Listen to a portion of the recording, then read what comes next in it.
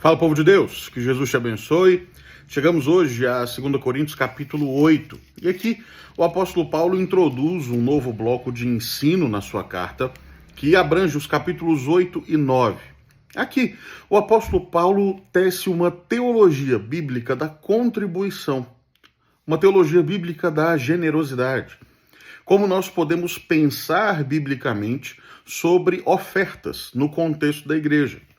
É importante destacar aqui, logo de início, que o apóstolo Paulo não está tratando aqui da questão de dízimos, que deve ser pensado de uma outra maneira. Aqui, Paulo fala da oferta, daquela contribuição voluntária, daquela contribuição motivada pela generosidade. E aqui é interessante, de início, lembrar o pensamento de um autor do passado chamado William Barclay. Barclay dizia que as pessoas contribuem financeiramente com a causa de Cristo no mundo, contribuem financeiramente com a igreja local, por 4 motivos distintos. Muitos contribuem por mera obrigação, sentem um peso de contribuir. Então, porque entendem o mandamento, contribuem, mas sem alegria. Outros contribuem para alimentar seu próprio ego. Contribuem a fim de se sentirem bem. Outros contribuem por orgulho, com o fim de externar aos outros aquilo que têm. E, finalmente, existem aqueles que contribuem por amor. É evidente que, quando o Novo Testamento trata deste assunto, trata a partir desta última motivação, contribuição regida pelo amor. É evidente que há um elemento de obediência. É evidente que há um elemento de mandamento, de princípio, mas o que regerá efetivamente a contribuição é o amor.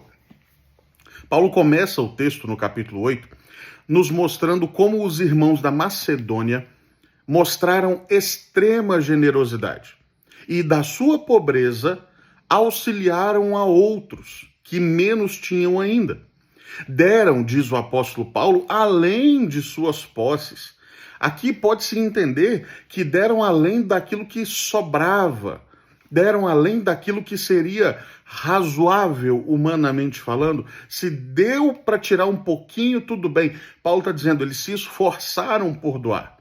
Aqueles irmãos se moveram na direção de outros necessitados. Esta coleta, esta oferta, era administrada pela liderança da igreja. Ela tinha um alvo, ela tinha um objetivo. Neste caso aqui, eram os pobres de Jerusalém, a igreja de Jerusalém, mas era administrado pela liderança da igreja.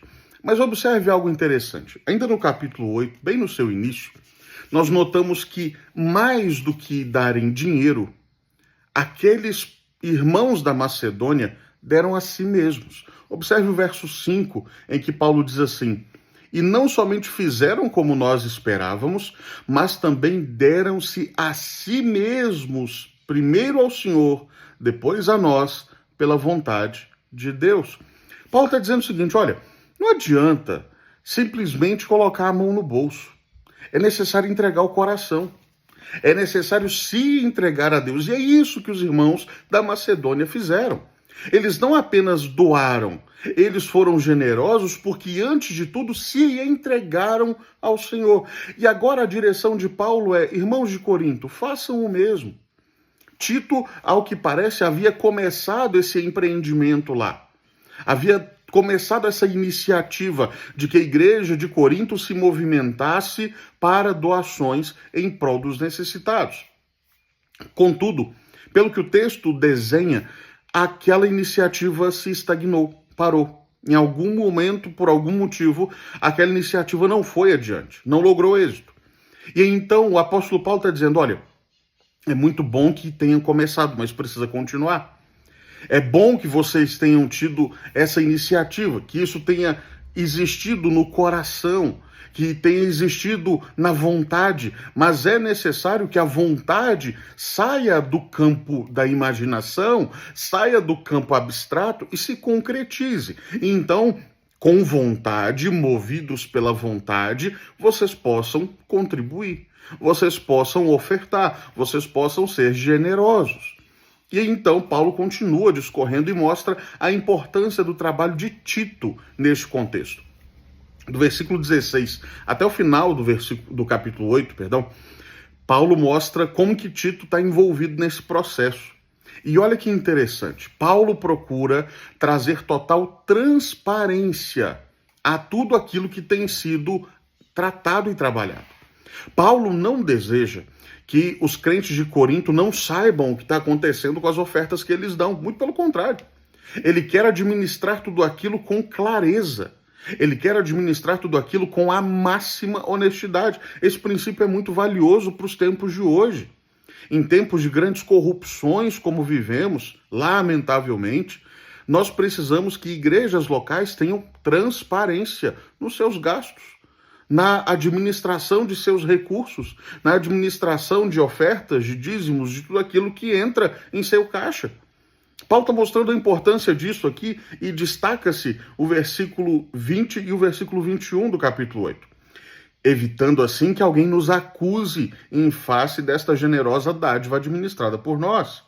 Pois o que nos preocupa é procedermos honestamente, não só perante o Senhor, como também diante dos homens. Paulo diz, olha, não basta ser honesto, é preciso parecer honesto. Não basta que a honestidade exista, ela precisa existir, é evidente, mas ela precisa ser mostrada.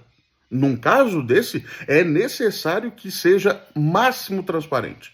Paulo deixa isso muito claro e traz isso como um princípio para todos os tempos, para a igreja ao longo da história. O capítulo 8 introduz o assunto, portanto, mostra a importância dessa comunidade de fé participar com generosidade, mostra como a transparência é necessária, mostra como, antes de tudo, é necessário se doar ao Senhor, se entregar ao Senhor.